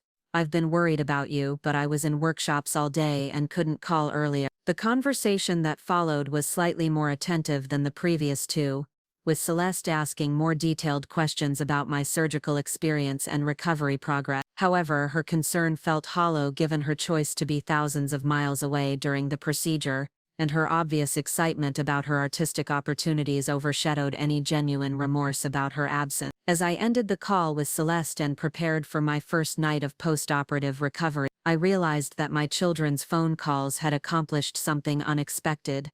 They had eliminated any remaining doubt about the appropriateness of the decisions I'd made that morning regarding their inheritance. Their self-absorption, their celebration of personal success at the moment of my greatest vulnerability, and their complete inability to recognize the emotional significance of their absence, had confirmed everything I needed to know about the people they had become. The hidden inheritance that could have transformed their lives was already being redirected toward people who understood what family loyalty actually meant. The second day of my hospital stay brought complications that transformed what should have been a routine recovery period into a medical crisis that would test my children's priorities in ways none of us could have anticipated. At 6:30 Friday morning, approximately 24 hours after my surgery, I woke to the sound of urgent voices and the rapid footsteps of medical staff converging on my room. My heart rhythm had become irregular during the night, triggering monitoring alarms that indicated potential complications from the stent placement procedure. Patterson arrived within minutes, his usual calm demeanor replaced by the focused intensity of a physician dealing with unexpected post-operative developments. Miss Whitmore, he said, reviewing the data from my heart monitors with obvious concern. We're seeing some arrhythmias that weren't present yesterday. This could indicate inflammation around the stent site, or it might be a reaction to the medications we're using to prevent blood clot. We need to run additional tests and possibly adjust your treatment plan. The next several hours blurred together in a series of emergency procedures, blood tests, additional cardiac imaging, consultations with other cardiologists, and careful monitoring of my heart's electrical activity. What had seemed like a successful surgery with routine recovery had suddenly become a complex medical situation, requiring immediate intervention and constant supervision. Nurse Rebecca Thompson, who had been assigned to my care throughout my stay, recognized that this development changed everything about my family notification requirement. Hospital policy mandated that immediate relatives be contacted when post-operative complications arose, especially complications serious enough to require additional medical procedures or extended hospitalization. Miss Whitmore, Rebecca said gently as technicians prepared me for another round of cardiac imaging. We need to contact your children about these developments. Even if they can't be here immediately, they should be aware of the situation in case we need to make decisions about additional treatment options. The irony of the situation wasn't lost on me. My children had been too busy to attend a routine surgery, but now they would be called about genuine medical complications that could potentially be life-threatening. I wondered how they would respond when their professional obligations collided with a true family emergency rather than the minor inconvenience they had assumed my original surgery represented. Rebecca made the first call to Vivian at 10:15 Friday morning, reaching her at what was apparently another business meeting related to her Morton contract negotiation. The conversation, which I could hear from my hospital bed, revealed immediately how unprepared Vivian was to handle genuine medical crisis information. This is Rebecca Thompson calling from Riverside Medical Center about your mother, Eleanor Whitmore. Rebecca began with professional clarity. Mrs. Whitmore has experienced some complications following her cardiac procedure yesterday, and we need to discuss her current medical status with her family. There was a long pause, during which I could hear muffled voices in the background, apparently Vivian's business associates, discussing contract details, while she processed this unexpected interruption to her professional success celebration. Complication. Vivian's voice carried a sharp edge of alarm that had been completely absent from her casual inquiries the previous day. What kind of complications? Is she okay? Should I come to the hospital? Rebecca proceeded to explain the irregular heart rhythms, the need for additional testing, and the possibility that I might require extended hospitalization or additional procedures depending on the test result. Her professional approach was designed to provide accurate information without causing unnecessary panic. But it was clear that Vivienne was struggling to process medical information while mentally calculating the impact on her business obligations. "How serious is this exactly?" Vivienne asked, her voice betraying the anxiety she'd successfully avoided feeling when my surgery had been characterized as routine. "I mean, is this life-threatening?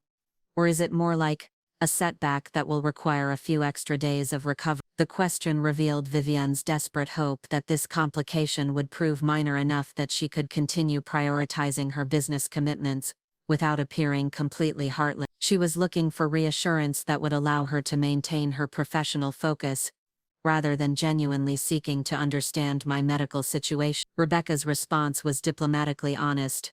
"Cardiac arrhythmias following stent placement can range from minor adjustments that resolve quickly to more serious conditions requiring immediate intervention. We won't know the full scope of your mother's situation until we complete additional testing, but given her age and the nature of the complications, we felt it was important to notify family members immediately." The conversation continued for several more minutes, with Vivienne asking increasingly specific questions about timing, prognosis, and whether my condition was likely to improve or worsen over the next few days. Her inquiries seemed designed more to help her calculate whether she could safely remain in Chicago for her contract negotiations, than to understand how she could best support my recovery. When Rebecca handed me the phone to speak directly with Vivienne, the conversation that followed would become one of the most revealing exchanges of my entire relationship with my eldest daughter. "Mom," Vivienne said, her voice carrying forced calm that barely concealed her anxiety, "this nurse is making your situation sound very serious. Are you really in danger? Or is this just medical staff being overly cautious?" The question stunned me with its implication. Vivienne was essentially asking me to minimize my medical crisis, so she could feel better about her continued absence. She wanted reassurance that would eliminate her guilt without requiring any change in her priority. "The doctors are concerned enough to want continuous monitoring," I replied carefully. "They're not sure yet whether the complications will resolve on their own or require additional treatment." "But you feel okay?" Vivienne pressed. "You're not in pain or experiencing any symptoms that feel dangerous?" The desperate hope in her voice that I would provide the reassurance she needed to continue prioritizing her business deal was heartbreaking. Even faced with genuine medical complications, Vivienne was still looking for ways to avoid choosing family responsibility over professional advancement.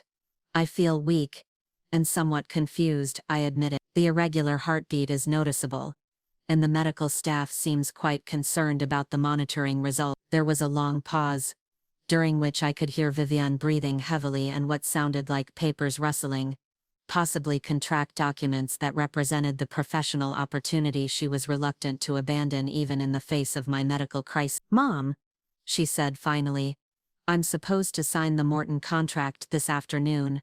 This represents 2 years of work and possibly the biggest opportunity of my career. If I leave Chicago now, I might lose everything I've worked for." The statement hung between us like a confession, revealing the calculation that was really driving Vivienne's response to my medical emergency. Even when faced with potentially life-threatening complications, she was still weighing my well-being against her professional advancement and finding my health less valuable than her business success. "I understand," I said quietly, though I wasn't sure I understood anything about how my daughter had become someone capable of making such calculations.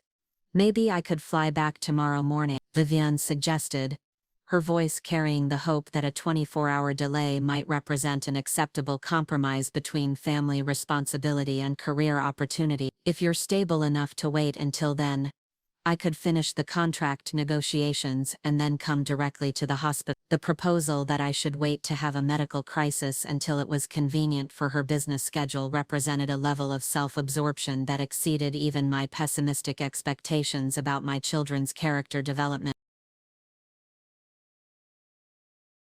Similar conversations followed with Garrett and Celeste, each revealing their own version of the same fundamental unwillingness to prioritize family emergency over personal opportunity.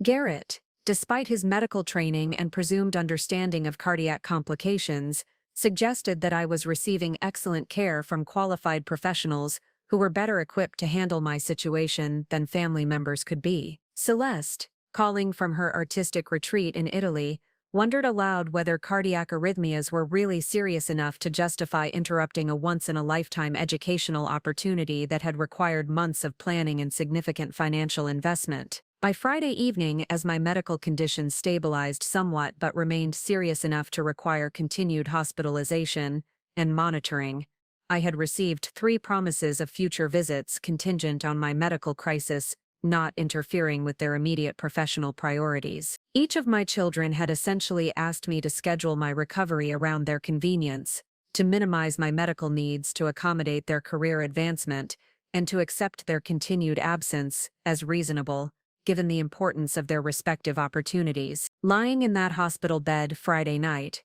connected to monitors that tracked every irregular heartbeat while my children pursued their professional achievements hundreds of miles away, I realized that the breaking point in our family relationships had already passed. Their responses to genuine medical emergency had revealed character flaws so fundamental that no amount of future remorse or changed behavior could repair the damage to our relationships.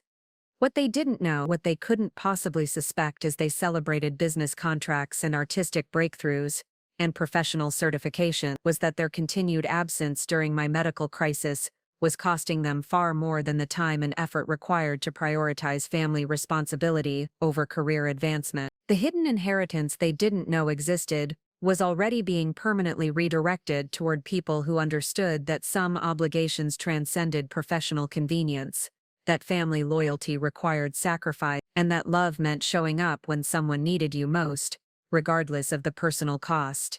Saturday morning brought a decision that would forever alter the trajectory of my relationships with my children. At 8 a.m., as I sat propped up in my hospital bed watching other families gather to support their loved ones through recovery, I made 3 phone calls that would force my children to confront the consequences of their choices in ways they never could have anticipated. The cardiac arrhythmias had stabilized overnight, and Dr. Patterson was cautiously optimistic that the complications were resolving without requiring additional surgical intervention. However, he'd recommended an extended hospital stay through the weekend to ensure my heart rhythm remained stable before discharge. This development gave me time to implement a plan I'd been formulating since Friday's revealing conversations about my children's priority. I reached Vivienne first, catching her at what sounded like a celebration breakfast following her successful contract signing the previous afternoon. The background noise suggested she was at an upscale restaurant, probably toasting her business triumph with the Morton executives, who had validated 2 years of professional development. "Mom," Vivienne answered with the bright enthusiasm of someone whose biggest concern had been successfully resolved. "Perfect timing. I was just going to call you with the most incredible news. The Morton contract is signed, sealed, and delivered. Not only did they accept all my terms, but they've already started talking about expanding the partnership to include their West Coast operation." I listened to her celebration in silence, noting how her excitement about professional success overshadowed any concern about my ongoing medical situation. The contrast between her joyful energy about business achievements and her casual dismissal of family crisis crystallized everything I needed to understand about her character and priority. "Vivienne," I said when she finally paused for breath, "I'm calling to give you one final opportunity to demonstrate that family relationships matter more to you than professional advancement." The sudden shift in my tone seemed to catch her off guard. The celebratory background noise continued, but I could hear her moving away from the restaurant commotion, apparently seeking privacy for a conversation that had taken an unexpected turn. "Mom, what do you mean? Of course family matters to me. I've been worried about you constantly, but you said yourself that the doctors have everything under control. I'm being discharged Monday morning," I continued, my voice steady despite the magnitude of what I was about to propose. "I need someone to drive me home, help me get settled and stay with me for the first few days of home recovery.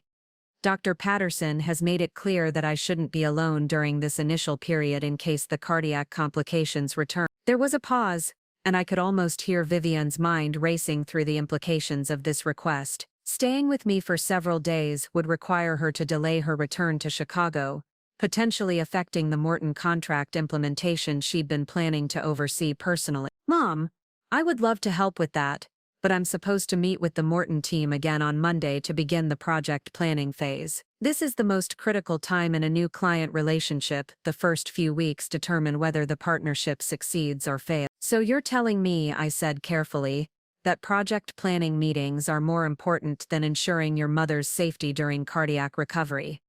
That's not fair, Vivienne protested. You're making this sound like I don't care about your health, but that's not true. I care deeply about your well-being. I just think there are other solutions that don't require me to jeopardize everything I've worked for. What other solutions would those be? I asked. Well, you could hire a professional caregiver, or maybe ask one of your neighbors to check on you, or even consider staying in a rehabilitation facility for a few extra days until you're completely stable. The suggestion that I should rely on hired help or neighbors rather than my own children during medical recovery revealed the depth of Vivienne's disconnection from basic family obligations. In her mind, professional caregivers could substitute for family presence, eliminating her need to sacrifice career advancement for personal responsibility.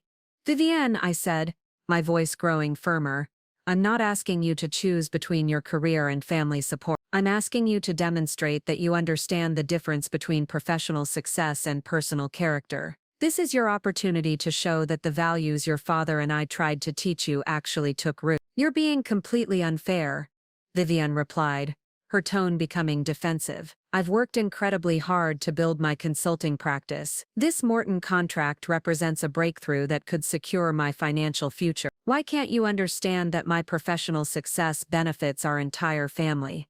How exactly does your professional success benefit a family you're not present to support? I asked. The question seemed to stun her into temporary silence. When she spoke again, her voice carried a note of desperation that suggested she was beginning to understand that this conversation had implications beyond simple scheduling conflicts. Mom, please don't make me choose between my career and proving I love you. That's not fair to either of us. I'm not making you choose anything, I replied. I'm simply observing the choices you've already made and responding accordingly. The conversation with Garrett followed a similar pattern, though his responses were filtered through his medical training and professional obligations at the hospital. When I explained my need for family support during early recovery, he immediately suggested that my concerns about being alone were medically unnecessary given the successful stabilization of my cardiac symptom. Mom, statistically speaking, patients who have resolved their post-operative complications are at very low risk for additional issues, he said with clinical precision. Your monitoring results from last night show significant improvement, and Dr. Patterson wouldn't be considering discharge if he had genuine concerns about your stability. So you're telling me that statistical analysis eliminates the emotional value of family presence during recovery? I asked. I'm saying that your medical needs don't require family caregiving that conflicts with other important obligations. I have surgeries scheduled throughout next week that affect patients who are depending on my expertise. And I'm a patient depending on my son's love, I replied. Garrett's pause suggested that my response had penetrated his professional detachment in ways his medical training hadn't prepared him to handle. Mom, that's not fair. Of course I love you, but love doesn't require abandoning professional responsibilities when medical care is available through other channels. What other channels would those be? I asked. Home health services, rehabilitation facilities, or even extended hospitalization if necessary. There are numerous options for ensuring your safety that don't require family members to restructure their work schedule. The suggestion that professional medical care could substitute for family support during vulnerable recovery periods revealed how completely Garrett had missed the emotional dimensions of healing and family connection. The conversation with Celeste proved the most emotionally charged, as she seemed to recognize more clearly than her siblings that my requests represented a fundamental test of family loyalty rather than simple logistical challenge. Mom, she said, calling from her hotel room in Florence, I hear something different in your voice. This isn't just about needing help with recovery, is it? This is about something bigger. You're perceptive, I acknowledge. This is about discovering whether my children are capable of prioritizing family relationships when it requires genuine sacrifice of personal opportunities.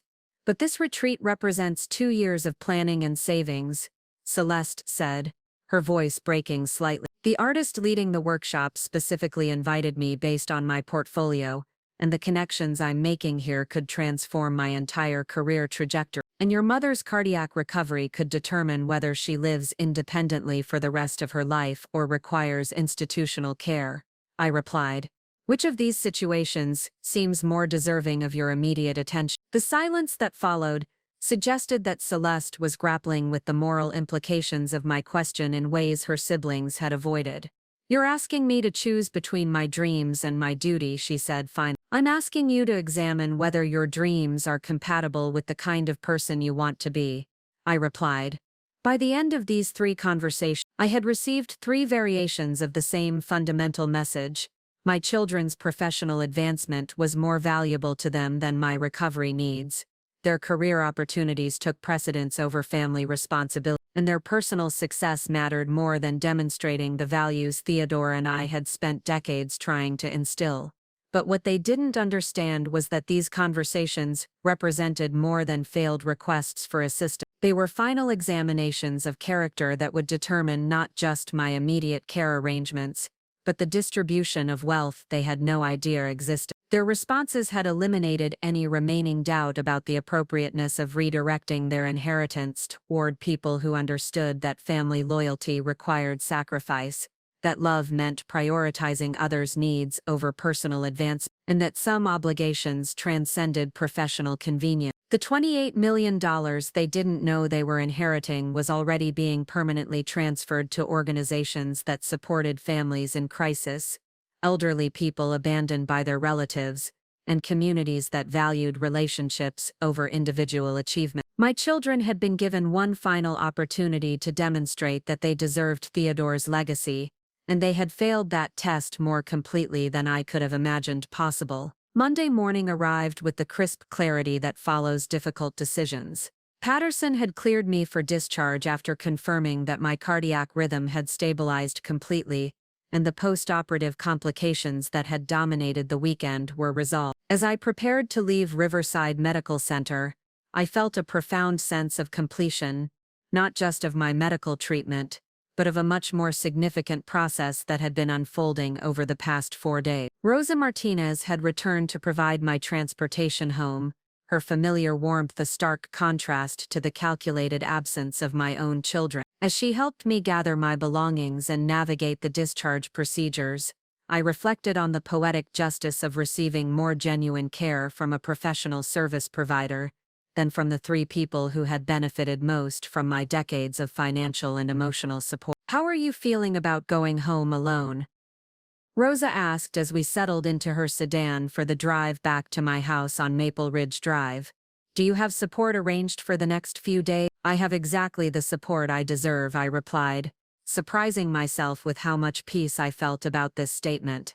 The previous afternoon, I had made a series of phone calls that would forever change my children's understanding of what their choices had cost them. But before implementing the final phase of my plan, I had arranged professional home care services, organized grocery delivery, and ensured that my immediate recovery needs would be met by people who understood that providing care was their professional responsibility rather than an inconvenience that conflicted with more important priorities. My first call Monday morning was to Jennifer Hartwell, confirming that all legal documentation for the Theodore Whitmore Foundation for Family Preservation had been completed, and that the $28 million transfer was ready for final authorization. Eleanor, Jennifer said, I want to make absolutely certain you've considered all implications of this decision.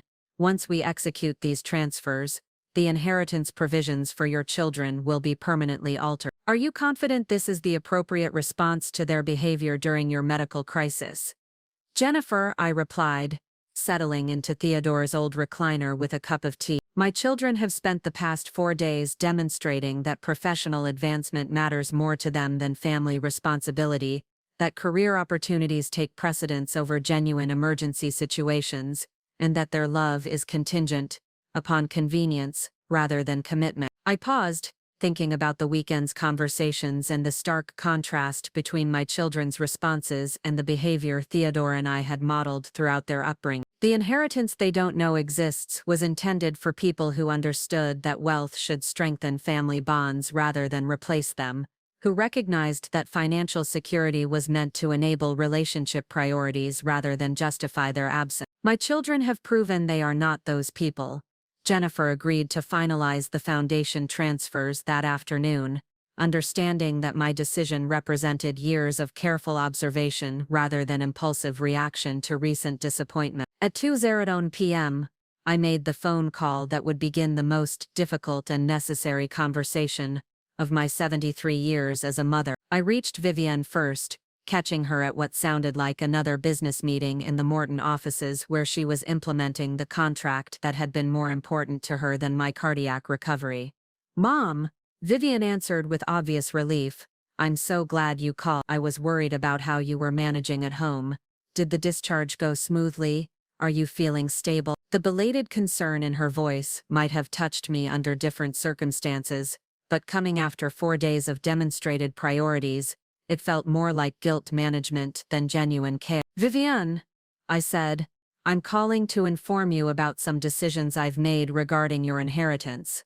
The words seemed to catch her completely off guard. In the background, I could hear the sounds of her business meeting pausing as she apparently signaled for privacy to take this unexpected call. "My inheritance?" she said, confusion evident in her voice. "Mom, why are you talking about inheritance? You're healthy and recovered from surgery." "This seems like an odd topic to bring up right now." "Actually, it's the perfect time," I replied. "Recent events have clarified some things about our family dynamics that require immediate adjustments to estate planning decisions your father and I made years ago." I proceeded to explain the existence of the hidden $28 million portfolio that she had never known existed, watching her stunned silence as she processed the magnitude of wealth that had been accumulating on her behalf for decades. She whispered finally, "Mom, are you saying that Dad left us $28 million that we never knew about? Your father and I accumulated that wealth specifically to provide security for children who would use it to prioritize family relationships over financial pressures," I explained. "We wanted to ensure that our legacy went to people who understood that wealth was a tool for strengthening bonds rather than an excuse for avoiding responsibility." The silence that followed was profound, and I could sense Vivienne's mind racing through the implications of this revelation, and its timing immediately following her choices about my medical crisis. "Mom," she said carefully, "are you telling me this because you're planning? Are you threatening to change our inheritance because of this weekend?" "I'm not threatening anything," I replied. "I'm informing you of decisions that have already been implemented. The $28 million inheritance has been permanently redirected to the Theodore Whitmore Foundation for Family Preservation, which will support organizations that help families prioritize relationships over convenience." The sound that escaped from Vivienne was somewhere between a gasp and a sob, the noise someone makes when they suddenly understand that their choices have had consequences far beyond anything they had imagined possible. "You can't be serious," she said, her voice breaking. "You're punishing us for having professional obligations. You're taking away our inheritance because we couldn't drop everything for a routine medical procedure." "Routine medical procedure?" I repeat. "Vivienne, I developed life-threatening cardiac complications that required emergency intervention, and you asked me to schedule my medical crisis around your business contract negotiations. But you're fine now," she protested desperately. "The surgery was successful, the complications resolved, and you're home recovering normally. Everything worked out without us needing to abandon our responsibility." "Everything worked out because I arranged professional care services to provide the support my own children were unwilling to offer," I replied. "The question isn't whether I survived your absence. The question is what your absence revealed about the people you've become." The conversation continued for nearly an hour, with Vivienne cycling through anger, disbelief, bargaining, and desperate attempts to reframe the situation in ways that would minimize her responsibility while maximizing my apparent unreasonableness. But each argument she presented only reinforced my conviction that the inheritance redirection had been not just appropriate, but essential. Similar conversations followed with Garrett and Celeste, each revealing their own version of shock, denial, and eventual recognition that their choices had consequences they had never anticipated. Garrett's medical training made him particularly focused on the statistical improbability that my complications would have required family intervention, while Celeste's autistic sensibilities led her to frame the situation as a tragic misunderstanding that could surely be resolved through improved communication. But none of them could argue with the fundamental truth that when faced with choosing between family responsibility and professional advancement, they had consistently chosen their career. None of them could deny that they had treated my medical crisis as an inconvenience rather than an emergency, and none of them could claim that their behavior reflected the values Theodore and I had spent decades trying to instill. By evening, I had completed 3 of the most difficult conversations of my life, revealing to each of my children that their choices during my medical crisis had cost them inheritance worth millions of dollars. Their responses ranged from anger to disbelief to desperate attempts at negotiation, but underlying all their reactions was the same fundamental shock. They had never imagined that their behavior toward me could have such profound consequences. What they still didn't fully understand was that this wasn't really about money, it was about character.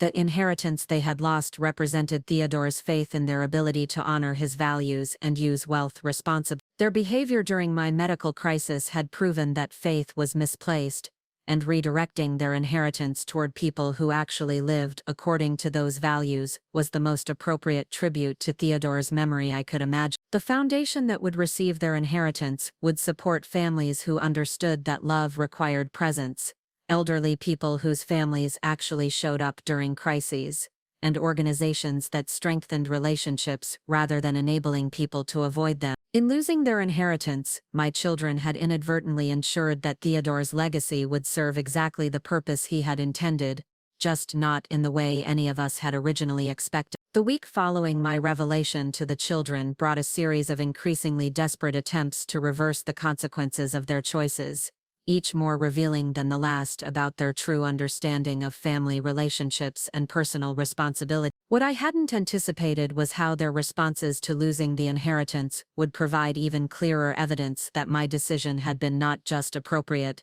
but essential for preserving Theodore's values and protecting his legacy. Tuesday morning brought the first surprise. Vivienne appeared at my front door at 7:30 a.m., having apparently driven through the night from Chicago immediately after our phone conversation. Her appearance was disheveled, her usual professional composure replaced by the wild-eyed desperation of someone who had suddenly realized the magnitude of her miscalculations. "Mom," she said when I answered the door, "we need to talk about this inheritance situation. There has to be some way to work this out, some compromise that addresses your concerns while acknowledging the impossibility of the choice you gave us." I invited her in, curious about what arguments she had developed during her overnight drive, and whether her approach would reveal any genuine understanding of the issues that had led to my decision. "Vivienne," I said as we settled in the living room where she had played as a child, "what exactly do you think we need to work out? This whole situation is based on unrealistic expectations," she began, launching into what sounded like a presentation she had rehearsed during her drive. "You created an impossible test by demanding that we choose between career obligations and family support, and then you used our professional responsibilities against us to justify taking away our inheritance." Her framing of the situation as an impossible test rather than a natural consequence of their priorities revealed how completely she misunderstood what had happened. In her mind, she had been victimized by unreasonable demands rather than held accountable for choices that revealed her character. "What part of the choice was impossible?" I asked. "Mom, you know I couldn't abandon the Morton contract negotiation. 2 years of work, my entire professional reputation, my financial future, everything was on the line.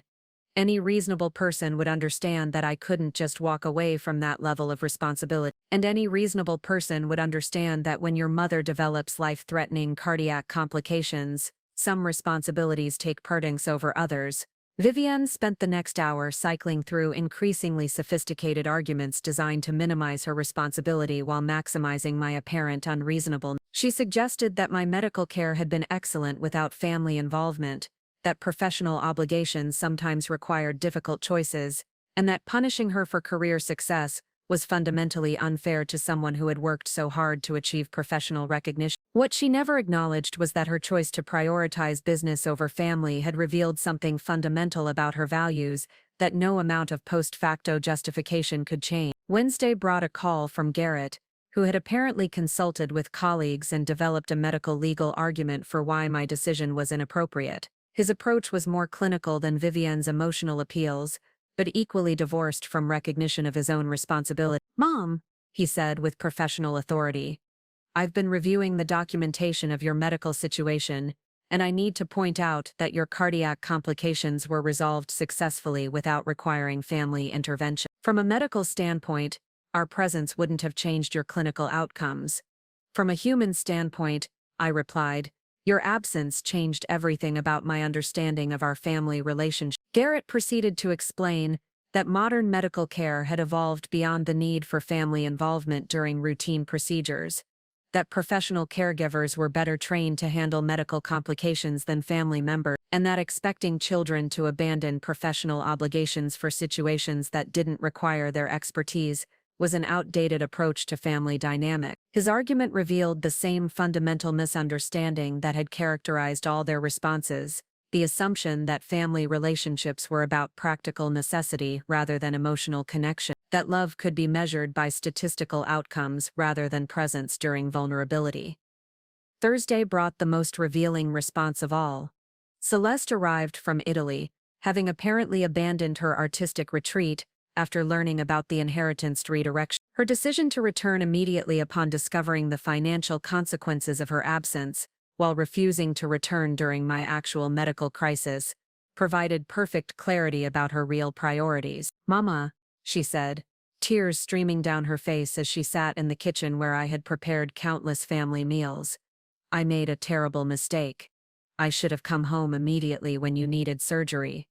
I should have prioritized family over my artistic opportunity." For a moment I felt hope that perhaps one of my children was beginning to understand the deeper issues involved.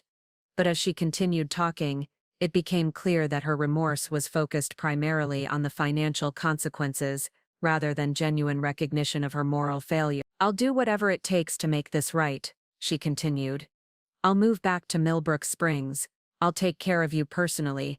I'll demonstrate every day that family comes first. Just please reconsider the foundation transfer. Please give me a chance to prove that I understand what really matters." "Celeste," I said, gently, "what really matters?" "Family," she replied immediately. "Relationships. Being there for the people you love when they need you most." "And why do you understand that now when you didn't understand it last week?" The question seemed to catch her off guard, and her pause revealed the uncomfortable truth. Her understanding had changed not because of moral growth, but because of financial consequences. "I was confused about priorities," she said, finally. "The retreat seemed so important, so career-defining. I didn't realize how much my absence would hurt you." "You didn't realize that your mother facing life-threatening surgery might need family support?" I asked. Her inability to answer honestly revealed that her newfound commitment to family values was motivated by inheritance concerns, rather than genuine character development. By week's end, I had received visits, calls, emails, and even a formal letter from a law firm that Vivian had apparently consulted about challenging the inheritance redirection. Each contact revealed new layers of their self-absorption and their inability to accept responsibility for choices that had consequences they hadn't anticipated. But the most revealing development came Friday afternoon when all three of my children arrived together, apparently having coordinated their approach for maximum emotional impact. They sat in my living room like a delegation, presenting what they called a family restoration plan that would demonstrate their commitment to changed priorities in exchange for reversing the foundation transfer. Vivian offered to relocate her consulting business to Millbrook Springs,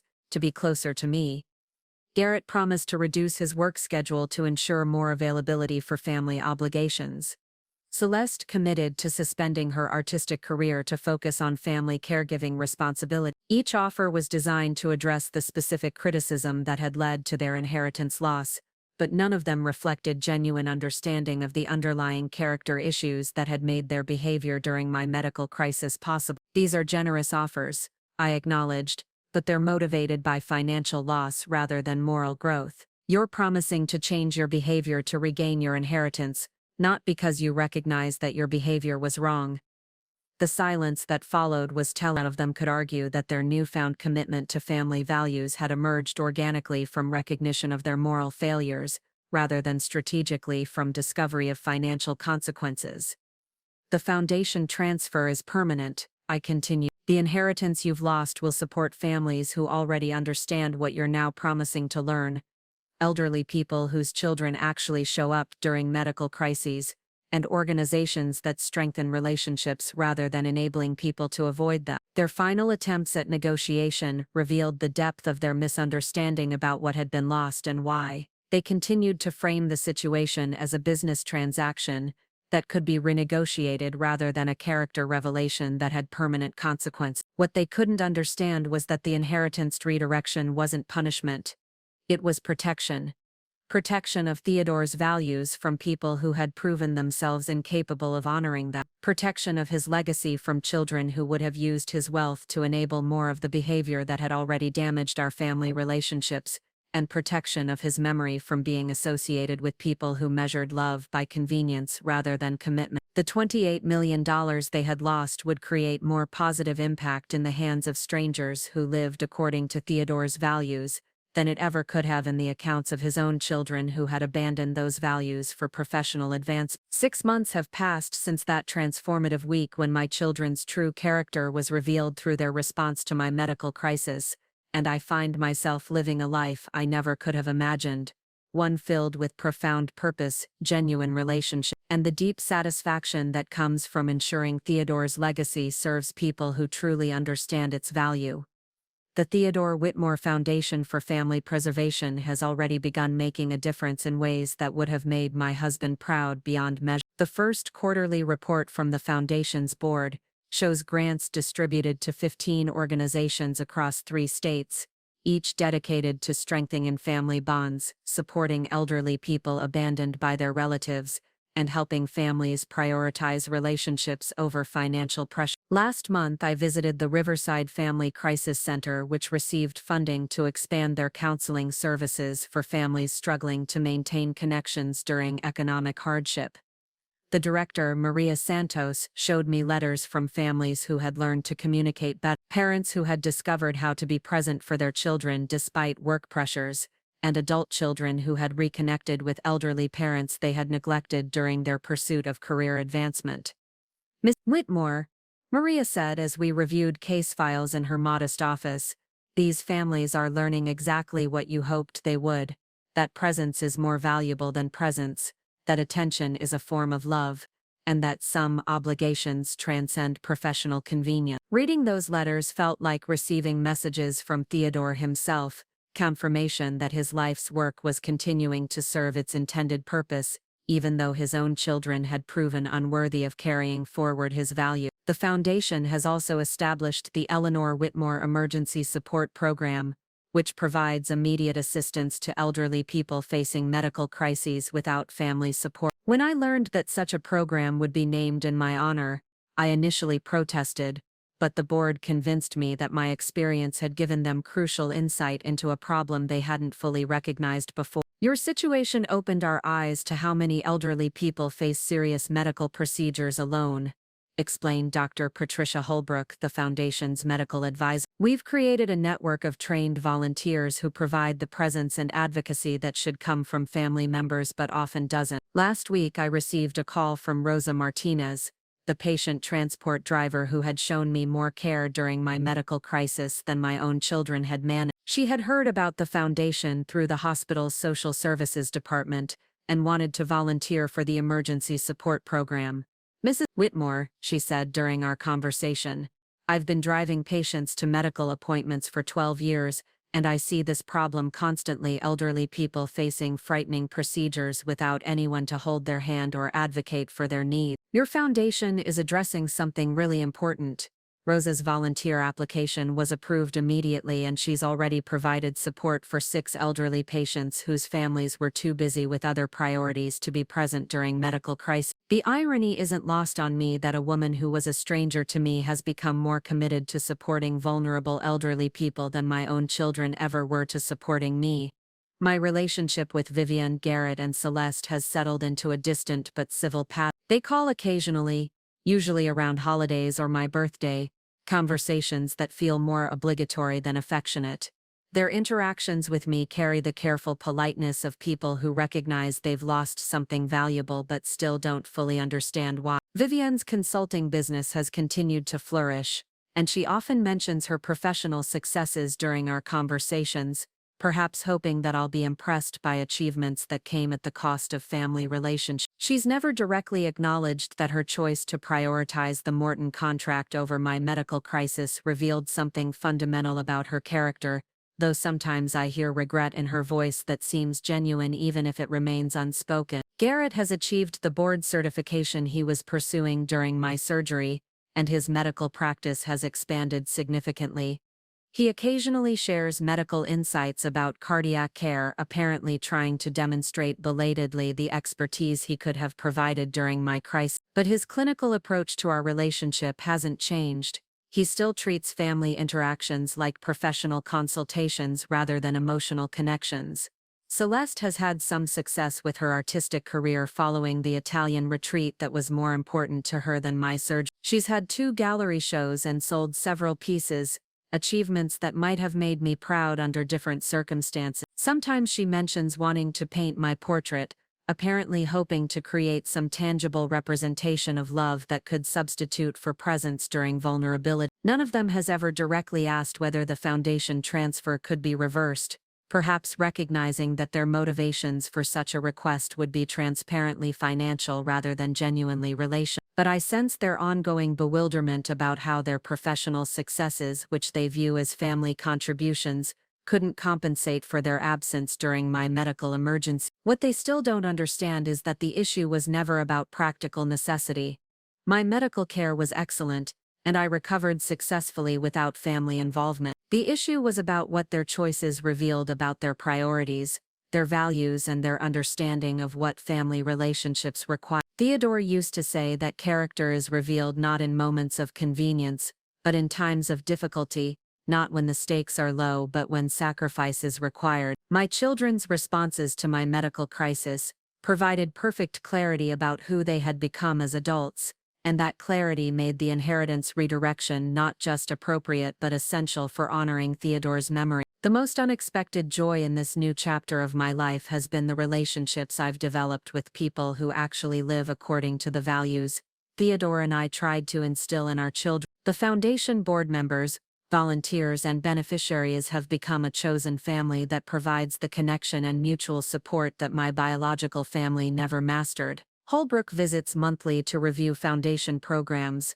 but our conversations often extend far beyond business into discussions about family dynamics, aging, and the importance of maintaining dignity during vulnerable periods. Maria Santos from the Crisis Center has become a genuine friend, someone who understands that meaningful work emerges from personal values, rather than professional ambition. Even Jennifer Hartwell, my estate attorney, has mentioned how refreshing it is to work with someone who views wealth as a tool for creating positive impact rather than simply accumulating more resources for personal benefit. These relationships have taught me something profound about the difference between family by blood and family by choice. The people who show up consistently, who prioritize relationships over convenience, who understand that love requires presence rather than just periodic contact, these people create the bonds that actually matter, regardless of genetic connection. Sometimes I wonder what Theodore would think about how our carefully planned legacy ultimately served its intended purpose. We had accumulated wealth to benefit children who would honor our values, and that's exactly what happened, just not the children we had expected. The foundation will continue Theodore's work of strengthening families, supporting elderly people, and demonstrating that relationships matter more than individual achievement. The $28 million that would have enabled more of my children's self-focused behavior is instead creating positive change for people who understand what we valued most. As I sit in Theodore's old study, reviewing foundation reports and planning for future grants, I feel his presence more strongly than I have since his death. Our life's work is serving exactly the purpose we intended, supporting people who live according to our values, and creating lasting impact that honors his memory.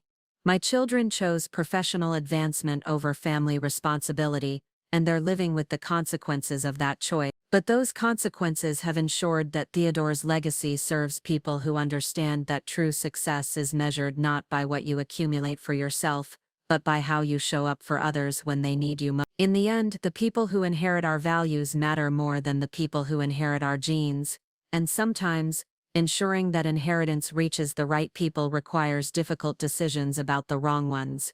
Up next, you've got two more standout stories right on your screen. If this one hit the mark, you won't want to pass these up. Just click and check them out.